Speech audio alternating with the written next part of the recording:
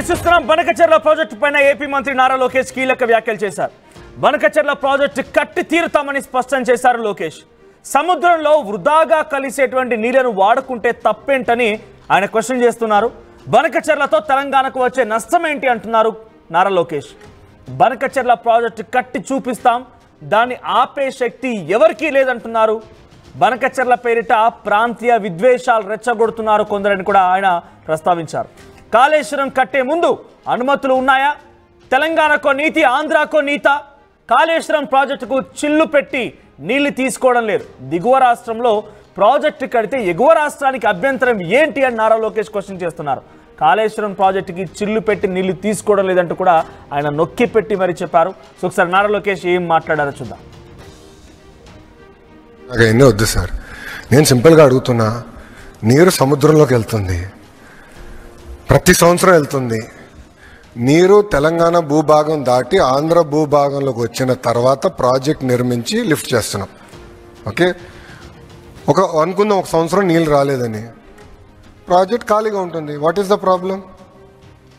మిగులు జలాలు ఉన్నప్పుడే లిఫ్ట్ చేస్తాం కదా. మేము వెళ్ళి కాళేశ్వరం చిల్లు పెట్టాం కదరా స్వామి. ఏంటండి ఇది? అంటే కామన్, మీరు ఏమనుకోండి, ప్రాంతీయ విద్వేషాలు రెచ్చగొడతాం కాదండి ఇది. ఇప్పుడు ఆ రోజు నిజంగానే తెలంగాణని ఇబ్బంది పెట్టాలనుకున్నప్పుడు కాళేశ్వరంకి అడ్డు తిరిగి ఉండొచ్చు కదా, వెళ్ళి గొడవ చేసి ఉండొచ్చు కదా, కేంద్రంతో పోరాడి ఆపిచ్చి ఉండొచ్చు కదా. చేయలేదు కదా మేము ఇలాంటి పనులు. ఎందుకంటే అరే తెలుగు వాళ్ళు ఎక్కడున్నా హాయిగా ఉండాలి, కలిసికట్టుగా మనం పని చేయాలి. ఓకే, రాష్ట్రాలు విడిపోయినాయి, దట్స్ ఎ డెసిషన్. బట్ కలిసికట్టుగా తెలుగు వాళ్ళ ప్రయోజనాల కోసం కలిసికట్టుగా పని చేద్దామని చెప్పాం. What is wrong in that? ఈ స్టాండ్ బై దట్. ఈరోజు కూడా తెలుగుదేశం పార్టీ ఏనాడు తెలంగాణ వ్యతిరేకంగా పనిచేయలేదు. మేము ఏనాడు పనిచేయలేదండి. Last 10 years we have never worked against and we will not work. ఎందుకు చేయాలి? అందరం కలిసికట్టుగా పని చేయాలి, అందరం కలిసికట్టుగా ముందరికి వెళ్ళాలి. That's our agenda. కాళేశ్వరంకి ఉందండి, కాళేశ్వరంకి ఉందా? I'm asking a straight question sir. I have right to ask sir. When they are questioning me, I have right to ask that question. I have right to ask certain political parties, please allow me to finish.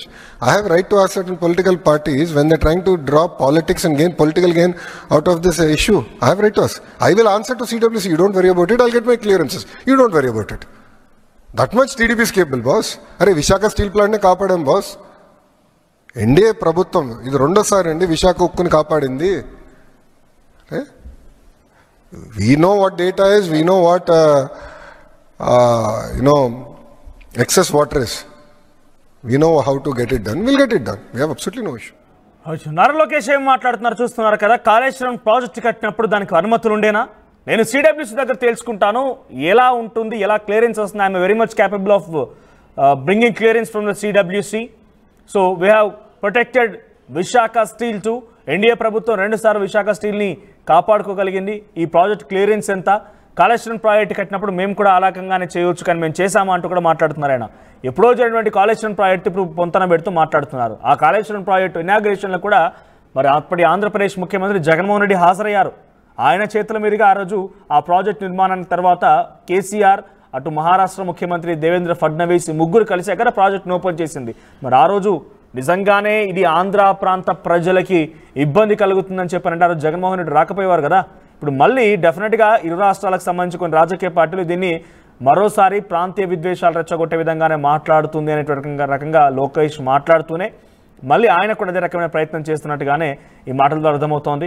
ఒకసారి మరిన్ని అప్డేట్స్తో so ప్రస్తుతానికి ఇక్కడ ఈ జరుగుతున్న విషయంపైన ఏం జరుగుతుందో చూస్తున్నాం. అయితే బనకచెర్ల ప్రాజెక్ట్ అనేది ఏ రకంగా ఉంది అనడానికి ముఖ్యమంత్రి రేవంత్ రెడ్డి, అటు ఆంధ్రప్రదేశ్ ఇరిగేషన్ శాఖ మంత్రి నిమ్మల రామానాయుడు అండ్ మాజీ మంత్రి హరీష్ రావు వీళ్ళ మాటల్లో కూడా చూద్దాం. బనకచెర్ల ప్రాజెక్ట్ అనేది ఎంత ఇబ్బందికరంగా ఆంధ్ర తెలంగాణ మధ్య మారిందనేది వారి మాటలు తెలుసుకుందాం. వాళ్ళు బనకచెర్ల గోదావరి బనకచెర్ల వాళ్ళు కడతామని అడిగితే కదా మేము ఆపమని చెప్పడానికి. ఎజెండాలో వాళ్ళు కడతామన్న ప్రతిపాదననే చర్చకు రానప్పుడు ఆపమనే చర్చనే రాదు. ఉన్న అన్ని సమస్యల్ని కృష్ణా నది మీద, గోదావరి నది మీద, ఉమ్మడి రాష్ట్రాలకు ఉన్న సమస్యల్ని చర్చించడానికి, సమస్యల్ని గుర్తించడానికి అధికారులు ఇంజనీర్లతో ఒక కమిటీ ఏర్పాటు చేసి ఆ కమిటీలో చర్చించిన తర్వాత మిగతా అంశాలు ముఖ్యమంత్రుల స్థాయిలో చర్చించుకోవాలని నిర్ణయం తీసుకున్నాము.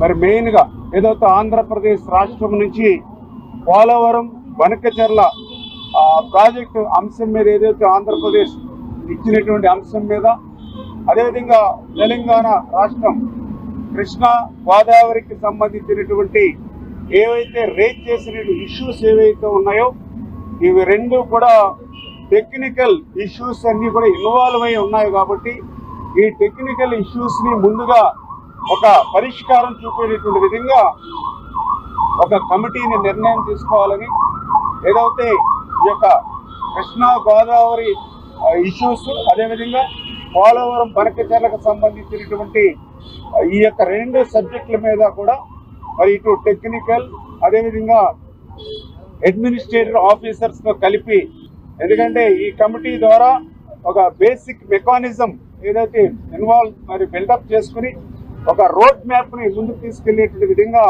ఈ యొక్క టెక్నికల్ అదేవిధంగా అడ్మినిస్ట్రేటివ్ ఆఫీసర్స్ తో కలిపేసేటువంటి కమిటీ కూడా పెద్ద కాలయాపన లేకుండా రేపు మండే లోపుగానే ఈ కమిటీని కూడా ఏర్పాటు చేసుకుని ముందుకెళ్లాలని చెప్పేసి కూడా నిర్ణయం తీసుకోవడం జరిగింది. కడతామని ఎజెండాలోనే లేనప్పుడు ఆపమనే ముచ్చటే రాదు.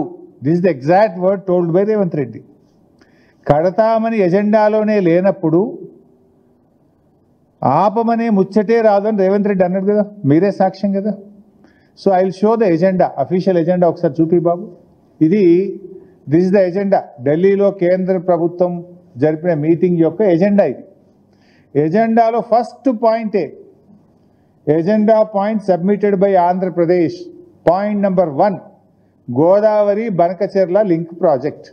ఎజెండాలో మొట్టమొదటి అంశమే గోదావరి బనకచెర్ల ప్రాజెక్టు. ఇది అఫీషియల్ ఎజెండా, ఇంత స్పష్టంగా ఉన్నది.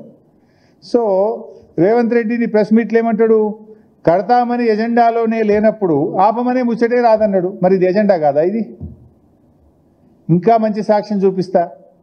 పాపం ఆయన కడుపు చల్లకుండా ఆంధ్రప్రదేశ్ మంత్రి నిమ్మల గారు ఉన్న విషయాన్ని బయటపెట్టారు. సో అట్లీస్ట్ నిమ్మల రమానాయుడు ఆయన మాటలు చూసినాకన్నా రేవంత్ రెడ్డి జాగ్రత్త పడాల్సి ఉండే. కానీ నిమ్మల రమానాయుడు గారు మీటింగ్ అయిపోగానే బయటకు వచ్చి ఆయన గారు ఏం మాట్లాడారు, రేవంత్ రెడ్డి గారు ఏం మాట్లాడారో ఒకసారి చూద్దాం.